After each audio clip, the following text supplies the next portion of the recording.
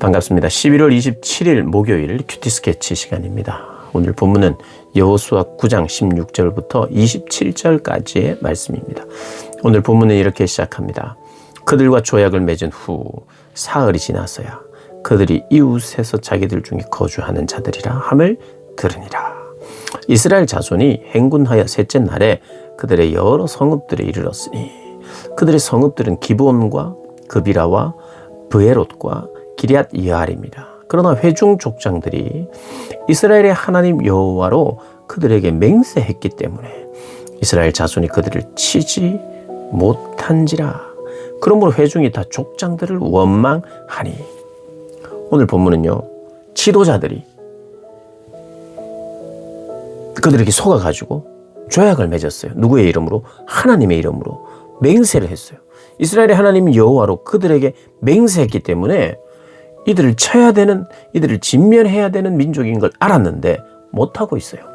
그러니까 어떤 일이 벌어졌느냐? 백성들 사이에 원망이 컸어요. 누구를 향한? 족장들을 향한, 지도자들을 향한 원망과 불평이 이렇게 생겼어요. 이 원망이라는 단어는 사실 광야에서 백성들이 자주 했던 그런 단어예요. 불평, 원망. 19절에 모든 족장이 온 회중에게 이르되 우리가 이스라엘의 하나님 여호와로 그들에게 맹세하였은즉 이제 그들을 건드리지 못하리라.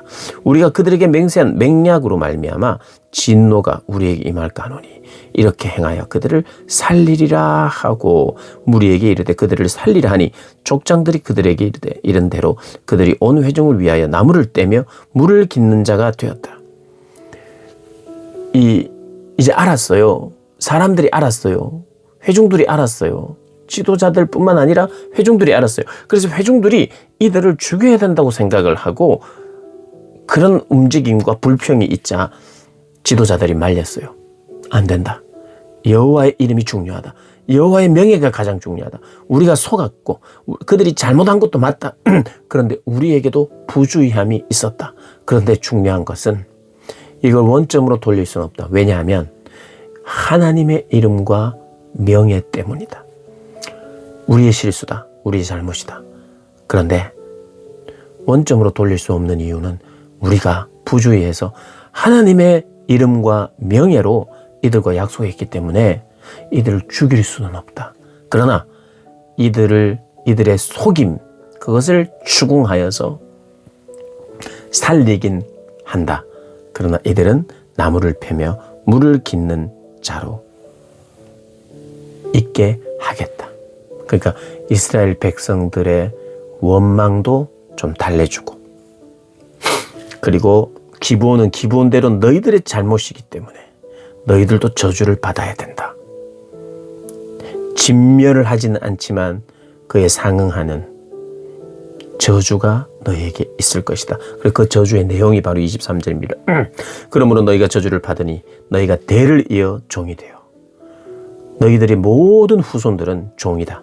내 하나님의 집을 위하여 나무를 패며 물을 깃는 자가 되리라 하니 그들이 여호수아에게 대답하여 이르되 당신의 하나님 여호와께서 그의 종 모세에게 명령하사 이 땅을 다 당신들에게 주고 이 땅의 모든 민족들 당신들 주민을 모든 주민을 당신들 앞에서 멸하신 것이 당신의 종들에게 분명히 들림으로 당신들로 말미암아 우리의 목숨을 잃을까 심히 두려워하여 이같이 하였습니다. 너희들은 저주를 받는다. 너희들은 나무를 패고 물을 깃는 자가 될 것이다. 모든 후손이. 그렇게 이야기를 하니까 그들이 우리가 죽음을 알았습니다. 근데 이 죽음 앞에서 우리가 마지막 할 수 있는 것이 이거밖에 없었습니다. 그리고 25절에 보소서 우리가 당신의 손에 있습니다. 그러니까 당신들의 뜻대로 하십시오. 우리는 살고자 유일하게 살 수 있는 방법이 이것 외에는 없었기에, 왜냐하면 우리를 만나면 그냥 죽이는 것이지 대화를 하는 게 아니거든요. 여부수 족속을 이 기브온 족속을 보면서, 기브온 사람들을 보면서 대화하면서 너희들이 항복하면 항복하면 너희들 죽이지 않는다든지 이런 옵션이 전혀 없어요. 만나면 그냥 죽여야 돼. 만나면 전쟁에서 진멸해버려야 되지. 대화를 하면 안 돼요. 그러니 대화할 수 있는 길은 이거밖에 없었다고 판단하는 거예요. 선하지는 않아요. 그러나 그렇게 해서 속여서 하나님의 이름으로 약속하게 만드는, 마치 에서가 약속하는 이 장자권을 판다는 것은 하나님의 이름으로 그들이 한 약속이에요. 장자권은 하나님의 축복이 장자에게 있는 것인데, 장자에게 흘러가는 것인데, 그걸 팔겠다고 가볍게 여겼던 것, 그것 역시 하나님의 이름으로 한 것과 마찬가지예요. 그래서 오늘 본문을 통해서 우리가 알게 되는 것은, 저주 받았는데 사실은 구원을 얻은 거거든요. 그리고 하나님의 집에서 나무를 패고 사실 또 물을 깃는 것이, 그것이 저주인가 생각할 때 말이 그렇지, 이건 참 은혜지요, 은혜. 그들이 기회를 얻은 것이에요. 그러나 그럼에도 불구하고 하나님의 이름 때문에 중재하는 거예요. 그래서 오늘 본문을 보면요, 우리가 어떤 적용점이 있어요. 뭐냐 하면 우리는 하나님의 뜻대로 행해야 되는 사람이에요. 근데 상대방이 정말 거짓말하고 속여서 일을 막 뒤틀어 놨어요. 근데 속이는 것 때문에 내가 하나님의 뜻을 행해야 될 우리가 속아서 약속한 것에 대해서, 그것도 하나님과 신앙의 이름으로 약속한 것에 대해서 우리는 어떻게 해야 되나? 당신이 전제 자체가 속임이었기 때문에 이건 이 모든 계약은 파기가 되는 게 법적인 거예요. 이것이 아무리 약속하고 도장 찍고 막 해도 이것 자체가 거짓이었으면, 처음부터 거짓이었으면 그것은 원점으로 다시 돌아갈 수 있는 거예요. 그런데 오늘 본문은 그럼에도 불구하고 내가 사인을 했는데 내 이름으로 사인했으면 괜찮아요. 근데 하나님의 이름으로 사인을 했어요. 근데 이걸 파기하면, 그러니까 그 전에 모든 걸 확인하고 하나님의 이름으로 하는 것을 신중했어야 되는데 모든 걸 파괴하지 못한 채, 그러나 하나님의 이름으로 맹세를 했는데 이걸 지울 때도 내 이름으로 내 임의대로 지우는 게 아니에요. 이미 하나님의 손에 넘어간 거예요. 하나님이 이것을 취소하면 하나님의 이름과 명예의 문제가 돼요. 그러니 그들의 약속도, 그들과 맺은 약속도 일부 진멸하지 않는다. 얘들은 생명을 얻기 위해서 온 사람들이, 그것은 내가 하나님의 이름으로 약속했으니 그것은 살려주겠다. 그러나 너희들의 일종은 이런 저주, 이게 중재입니다, 중재. 그래서 우리가 신앙생활을 하면서요, 그리고 사람들과의 관계 속에서 우리는 약속을 했다면, 그것이 하나님의 이름으로 한 약속이라면 이런 중재를 찾아 나가야 돼요. 하나님의 이름과 영광을 먼저 생각하는 거예요.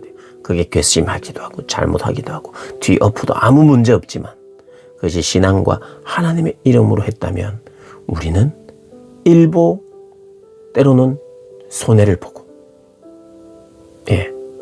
처음부터 다시 원점으로 다시 돌아간다, 아주 좋은 것 같지만 이미 벌어진 일에 대해서 하나님 안에서 인정하는 것도 필요한 것이라는 걸 오늘 본문을 통해서 알아요. 그래서 변덕을 심하게 부려도 되거나 원래 약속하고 달라지거나 원래 처음부터 잘못된 약속이기 때문에 나중에 돌이킬 필요가 없다, 이건 결코 아니지만, 결코 아니에요.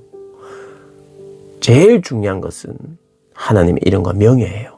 이 기브온 사람들의 사건은 이스라엘 백성들의 실수, 여호수아 지도자들의 실수, 이런 것도 부각해요. 근데 더 부각하는 게 뭐냐? 하나님의 이름과 명예.